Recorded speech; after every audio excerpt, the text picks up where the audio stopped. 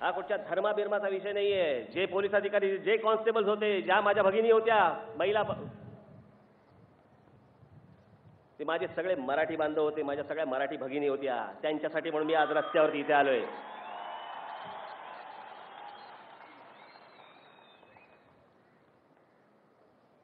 त्या दिवशीचा मोर्चा मुसलमानांनी काढला आणि त्यांचा निषेध मोर्चा म्हणून मी आज इथे काढला. लगेच हिंदुत्वाकडे. मला फक्त या राज ठाकरेला फक्त एकच धर्म समजतो आणि तो धर्म आहे महाराष्ट्र धर्म. तो धर्म सोडून दुसरा धर्म समजत नाही मला. या महाराष्ट्र धर्माच्या आडवं कोणी यायचं नाही, याच्या वाट्याला कोणी जायचं नाही.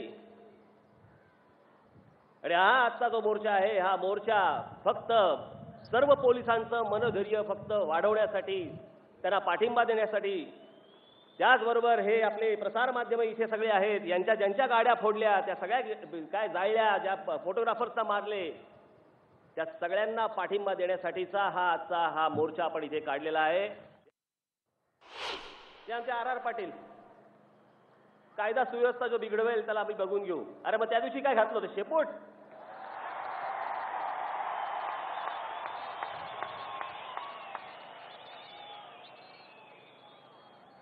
त्या दिवशी आमच्या बाळा नांदगावकरांना फोन करतात आणि सांगतात काय काय बाळा, मी तरी काय करणार, मी काय दांडुका घेऊन उभं राहायला पाहिजे होतं का तिकडे?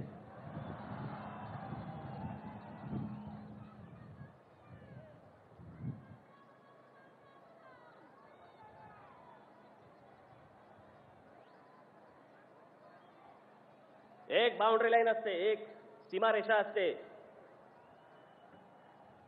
आम्ही कधी आजपर्यंत सीमारेषा ओलांडली नाही, कधी ओलांडणार पण नाही. पोलिसांवर हात नाही टाकायचा.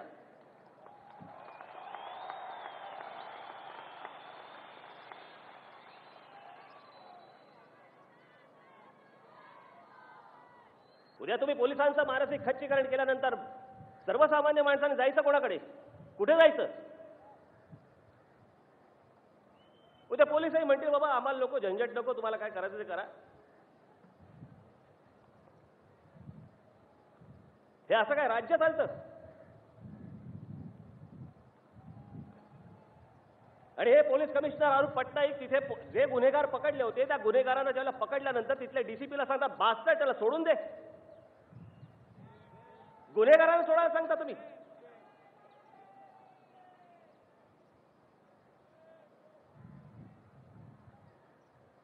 आमच्या पोलीस भगिनींवरती जे अत्याचार झाले,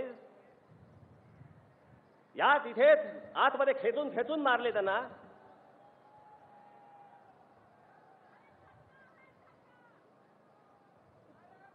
हे सगळे जण आमचे मराठी पोलीस कॉन्स्टेबल सगळे मार खात आहेत, आदेश नाही.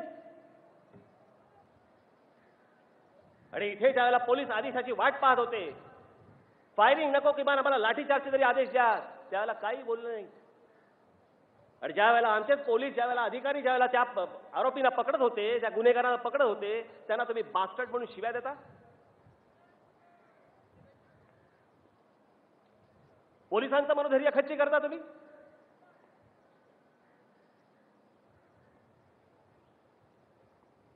हे यापुढे महाराष्ट्रात चालणार नाही.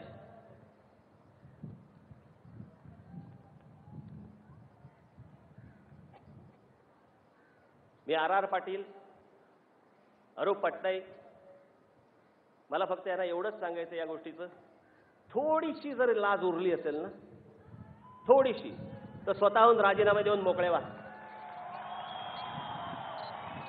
थोडीशी जरी लाज उरली असेल तर. त्या दिवशीच्या सगळ्या घटना घडल्यानंतर हा पासपोर्ट सापडलाय बांगलादेशचा, या इथेच सापडलाय.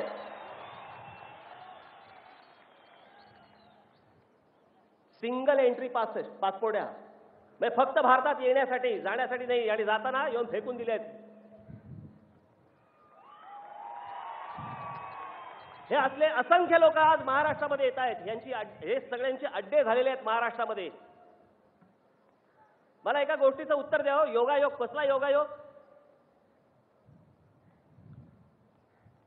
92ला ज्यावेळेला बाबरी मशीद पडली, ती बाबरी मशीद पडल्यानंतर त्याची प्रतिक्रिया कुठे उमटली? मुंबईत. अख्ख्या देशभर कुठे प्रतिक्रिया उमटली नाही त्याची, मुंबईमध्ये उमटली.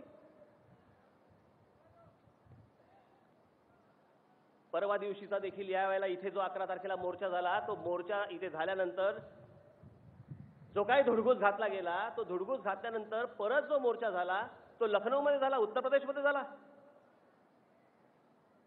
ती एक घटना ज्या वेळेला उत्तर प्रदेशमध्ये घडली त्याची रिॲक्शन मुंबईमध्ये आली, ही मुंबईमध्ये घडलेली रिॲक्शन ह्याची रिॲक्शन परत लखनौमध्ये आली.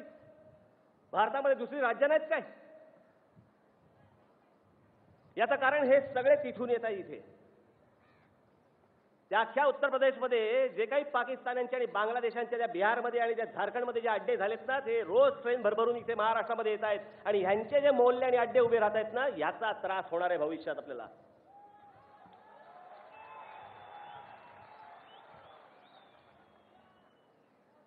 नाही तर मला सांगा, तो अबू आझमी 2-2 मतदारसंघातनं महाराष्ट्रात निवडून येतो. 2-2 मतदारसंघातनं महाराष्ट्रातल्या कुठच्या राज्यकर्त्यांनी, कुठच्याही नेत्याने महाराष्ट्रातल्या 2 मतदारसंघामध्ये निवडून यावं? हे मुंबई पोलीस कमिशनर जे त्यांचे फेवरेट एक ढोबळे, त्या दिवशी हॉकी स्टिक घेऊन कुठच्या तरी कुठच्या ज्यूस सेंटर, ज्यूस सेंटरमध्ये गेले, कुठेतरी अमर ज्यूस सेंटर. काय जागा आहे का हॉकी घेऊन जायची? बायका पोरांना घेऊन गेलो समजू शकतो.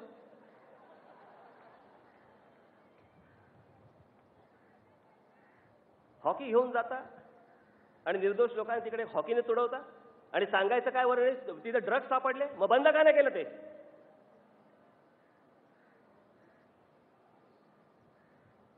आणि हे मूर्ख तुमचे पोलीस कमिशनर, तो आरूप पटनाईक, काय सांगतायत? हॉकी खेळायला गेले होते, जाता जाता तिकडे गेले.